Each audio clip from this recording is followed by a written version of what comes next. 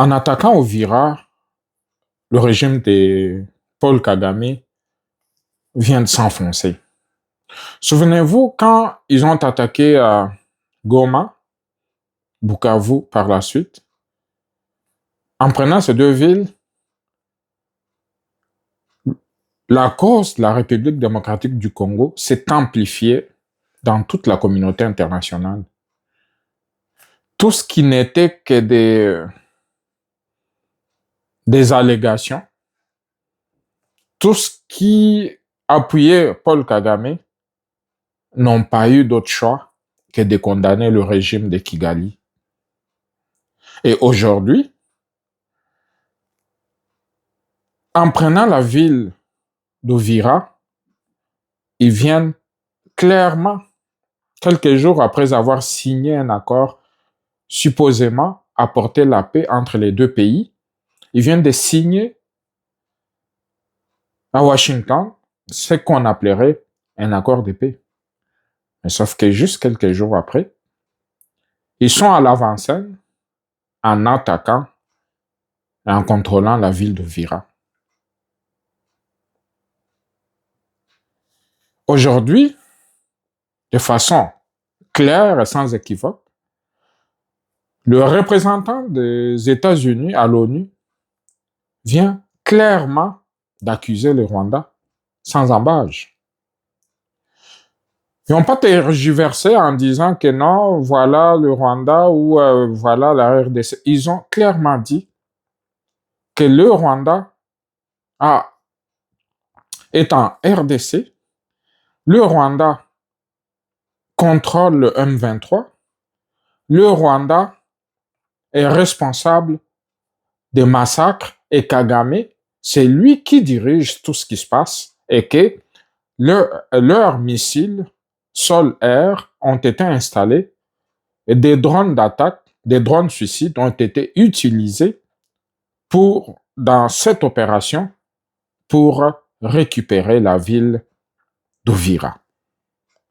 Donc, c'est clair et net que les Américains, ils ont dit clairement qu'ils ont des informations par rapport à toute cette situation. Là où Paul Kagame se croyait intelligent, là où Paul Kagame pensait qu'il va snober toute la communauté internationale, aujourd'hui, au fur et à mesure que cette guerre continue, il s'enfonce de plus en plus.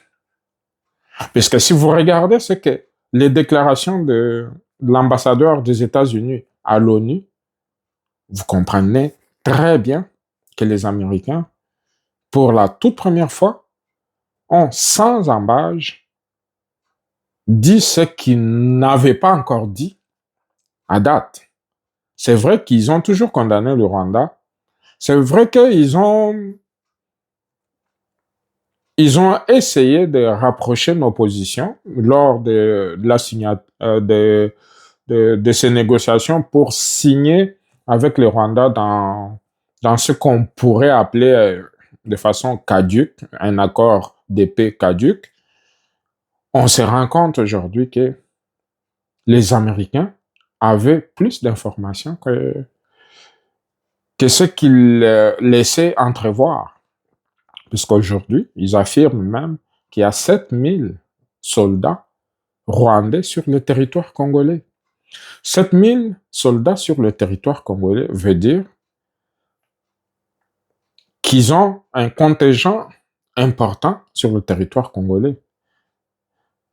Et le pire, c'est que quand on parle qu'il y a une guerre entre le Congo et le Rwanda, quand on parlait aujourd'hui à l'ONU, il n'a jamais été fait allusion d'une guerre au Rwanda.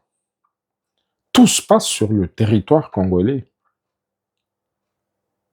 Comment on pourrait appeler qu'il s'agit d'une guerre entre le Rwanda et la République démocratique du Congo si toutes les opérations et tout ce qui se passe au Congo?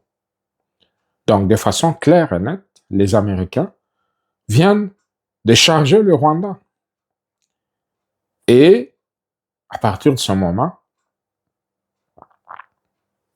je suis certain que il y aura il y aura une action où il y aura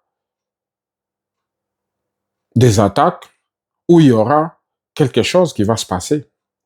Puisque, remarquez très bien, depuis tout ce temps, quand Trump reçoit Paul Kagame, et quand Trump reçoit le président Tshisekedi, puis dans toute cette négociation, le président Trump n'a jamais, alors jamais, accusé le Rwanda de la sorte. Et là, si son ambassadeur à l'ONU, dans son allocution aujourd'hui, charge le Rwanda de la sorte, j'ose croire que l'administration américaine est très fâchée.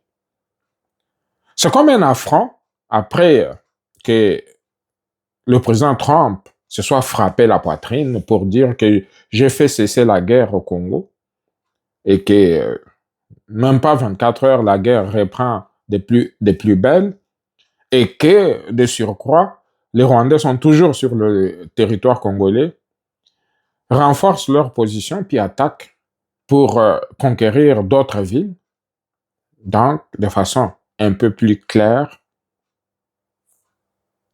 le président Trump a compris que ce monsieur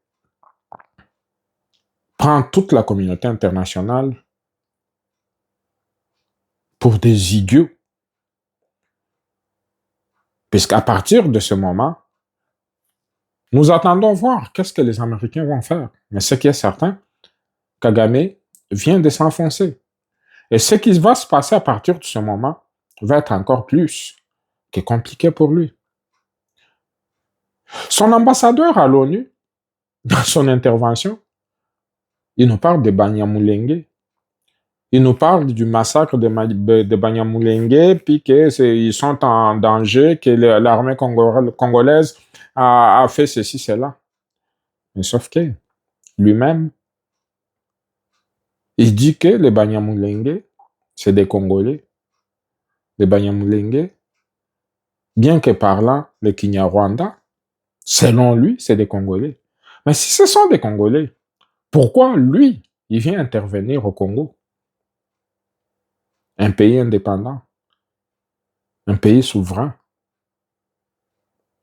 Donc, si il y a un problème au Congo central, par exemple, où les Bas-Congo ont un problème avec le gouvernement central, comme à l'époque où Kabila avait massacré les adeptes de Bundudia Congo, l'Angola aurait pu aussi intervenir pour dire que les Bas-Congo sont en danger au Congo et puis on va intervenir pour les sécuriser.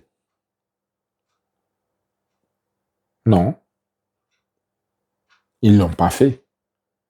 Mais pourquoi le Rwanda continue à utiliser des prétextes fallacieux pour continuer à piller les minéraux au Congo?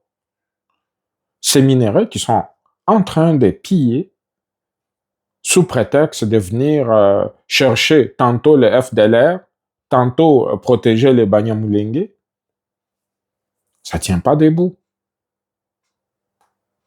Donc, à partir de ce moment, nous osons croire que les Américains ne vont pas accepter une humiliation de la part de Paul Kagame.